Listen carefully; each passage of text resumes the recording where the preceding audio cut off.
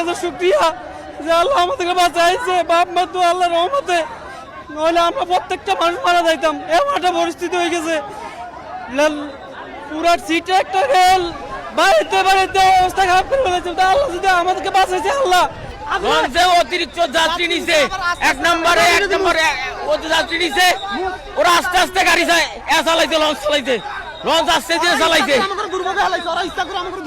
ইচ্ছা করিয়া। কোনো লাইফ জ্যাকেট নাই, কোনো বয়া নাই, কোনো কিছু নাই।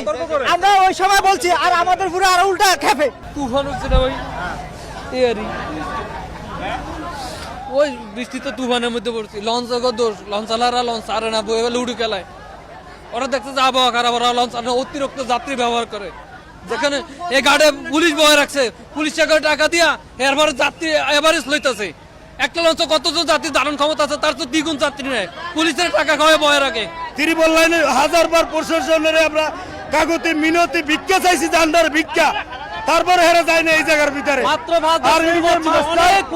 আর এই জাহাজের মাস্টার জাহাজ চালাইছে যদি আমাদের লাইফ জ্যাকেটই না থাকে, আর এই লঞ্চে কি 800 যাত্রী লঞ্চটা দেখেন না, 800 যাত্রী লঞ্চ কিনাটা। লঞ্চ কর্তৃপক্ষের কাছ থেকে কোনো প্রকার মনে হেল্প পাই না, একটা মৌখিক সহযোগিতা করলো আমাদের, কোনো প্রকার একটা সহযোগিতা করলো, কিচ্ছু বললো না। তারা তাদের জায়গার স্থানে বসেছিল। আসার পথে কালবৈশাখী ধরছে, তাৎক্ষণিক আমি মুরিংবায় অবস্থান করছি, বাকিটা আল্লাহ পাকের ইচ্ছা।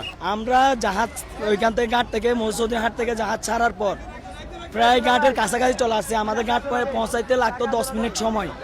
10 মিনিট সময় লাগতে হঠাৎ যখন কালবৈশাখীর আশঙ্কা দেখছি, আমরা ঘাটে না এসে আমাদের পাশে একটা মুরিং বয়া ছিল, যেখানে থাকলে আমরা সম্পূর্ণ নিরাপত্তা নিশ্চিতভাবে থাকতে পারবো। সেই হিসাবে আমরা ঘাটে না এসে বয়াতে চলে গেছি। বয়াতে চলে যাওয়ার পরে কালবৈশাখী শুরু হলো। এটা আমাদের কোনো ক্ষয়ক্ষতি হয় নাই। আমরা সম্পূর্ণ নিরাপত্তার সাথে আমাদের যাত্রীদেরকে আবার ঘাটে নিয়ে আসলাম, এবং আপনারা দেখলেন ঘাটে সব যাত্রী অক্ষতভাবে এখন বাড়িতে চলে গেছে।